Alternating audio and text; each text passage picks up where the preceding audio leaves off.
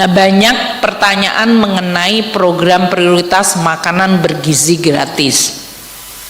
Kami telah berkomunikasi dengan Presiden terpilih Bapak Prabowo dan timnya, dan ini untuk memberikan clarity mengenai bagaimana makanan bergizi gratis akan fit di dalam RAPBN 2025.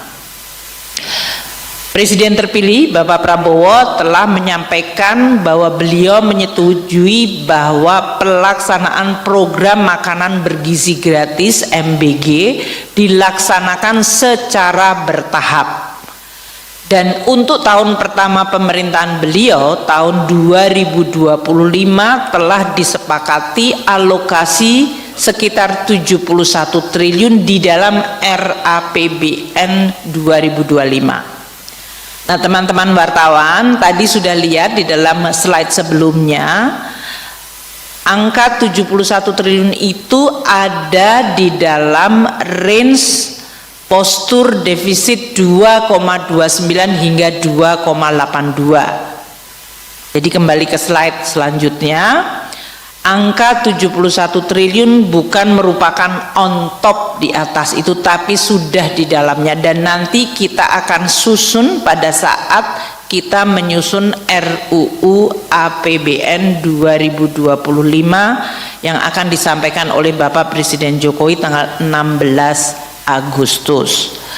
Detail mengenai program makan bergizi gratis ini nanti akan dijelaskan oleh tim dari Presiden terpilih.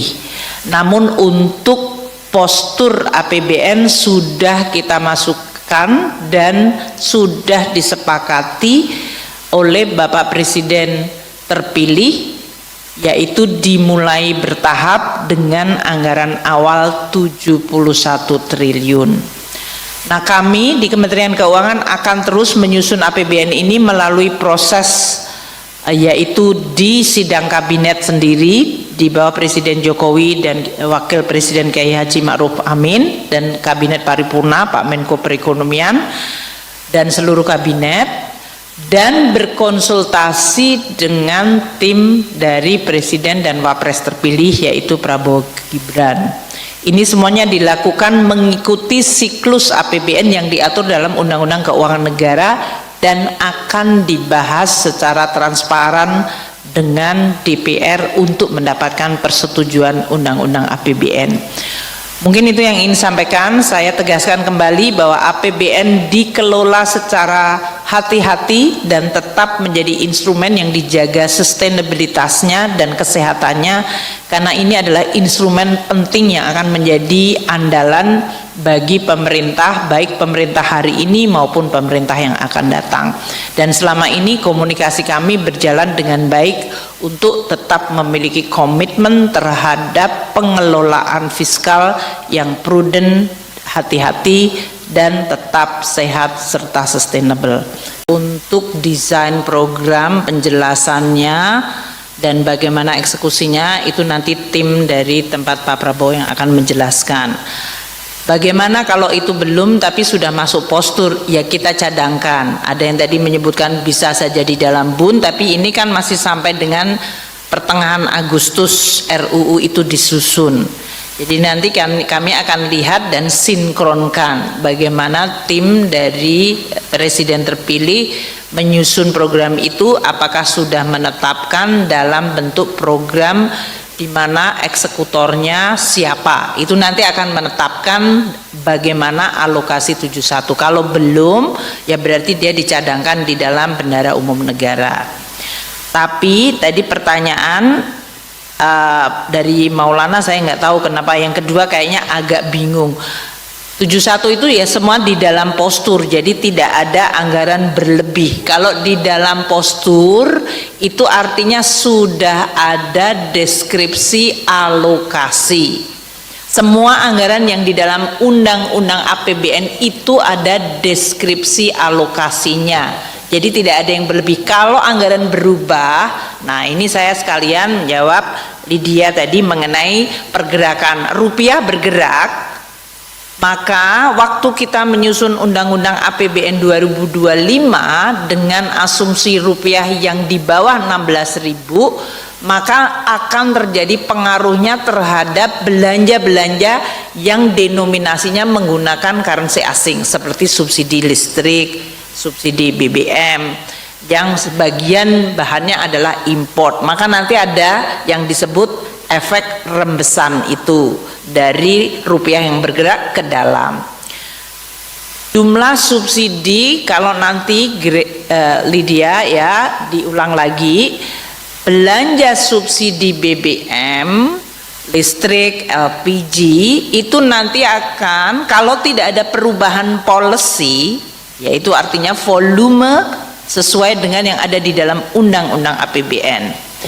Kurs menggunakan asumsi tapi sekarang deviasi. Harga minyak sesuai dengan asumsi tapi juga ada deviasi. Ketiga faktor itu nanti akan ditagihkan oleh Pertamina dan PLN kepada pemerintah. Setiap kuartal kita kemudian akan meminta BPKP untuk mengaudit. Dan kami akan membayar sesuai dengan kemampuan keuangan negara. Seperti tahun lalu kita membayarkan sampai kuartal ketiga, karena kuartal keempat itu baru diaudit sesudah tahun anggaran selesai. Jadi itu mekanisme nanti akan terjadi. Jadi tahun ini Lydia ya sesuai dengan Undang-Undang APBN 2024. Saya nggak tahu nilai subsidi BBM berapa ya sama itu. Kalau Pak Ishak dan yang lain-lain 300 triliun, tapi termasuk LPG dan yang lain-lain. Nanti kita akan lihat alokasi itu memenuhi berapa banyak dari volume yang sudah ditetapkan dengan perubahan harga maupun kurs yang terjadi. Dan ini yang kita sampaikan, sedapat mungkin kita akan membayar sesuai dengan kemampuan keuangan negara. Saya rasa itu. Untuk efisiensi belanja, Mbak Agnes ya, efisiensi belanja itu setiap kementerian lembaga wajib melakukan. Mereka tentu melakukan dengan berbagai hal. Umpamanya kalau PUPR melakukan dengan procurement dan ternyata nilai konstruksinya bisa lebih rendah dengan procurement yang baik, dan ini kemudian menimbulkan adanya anggaran yang lebih, dan itu tetap bisa di save atau dalam hal ini untuk ditahan. Ini juga merupakan berbagai mekanisme yang akan kita lakukan untuk berbagai kementerian lembaga. Makanya untuk itu procurement dilakukan secara lebih terpusat, dan kemudian juga berbagai nilai procurement yang di bawah yang sudah kita anggarkan itu kemudian bisa menjadi efisiensi yang bisa ditarik untuk kemudian bisa menjadi bahan untuk bagi kita merencanakan belanja ke depan yang lebih baik. Automatic adjustment yang 5% selama ini itu adalah berdasarkan track record rata-rata pelaksanaan anggaran semua KL itu ada di kisaran 95-96. Jadi makanya kita mengatakan 5% itu kita berharap berdasarkan evidence selama ini tidak mempengaruhi prioritas kementerian lembaga. Kemudian untuk berapa jumlahnya nanti mungkin Mas Tommy akan sampaikan. Tanggung jawab kita sekarang ini sebagai pemerintah di akhir masa jabatan Pak Jokowi, saya sebagai Menteri Keuangannya menyusun APBN 2025.